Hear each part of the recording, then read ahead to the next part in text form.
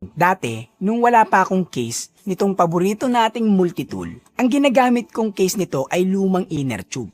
Yes, pwede mong gamitin case ng multitool yung luma mong inner tube. Paano ko ba ginawa yan? Siyempre, kumuha ko ng lumang inner tube, sinukat ko yung multitool ko dun sa inner tube, tapos tsaka ko ginupit. Dun ko ngayon ipapasok yung multitool ko at yun na ngayon yung magsisilbing case.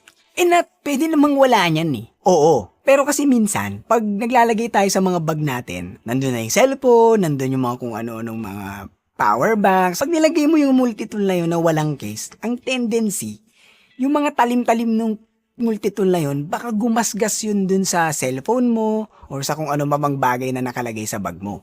At least, kung nakabalot yung multitool na yun, may iwasan natin yung mga gas-gas-gas-gas dun sa mga items natin sa loob ng bag. Kasi sa totoo lang, ako minsan, lagay na lang ako ng lagay sa bag pag nagmamadali. So, hindi ko na minsan naisasalansan na maayos. So, kung naipasok ko yung cellphone ko doon, tapos yung multitool ko, ay gumasgas sa pinaka-screen ng cellphone ko, di sira yung cellphone ko. At least may iwasan na natin yung mga ganong bagay.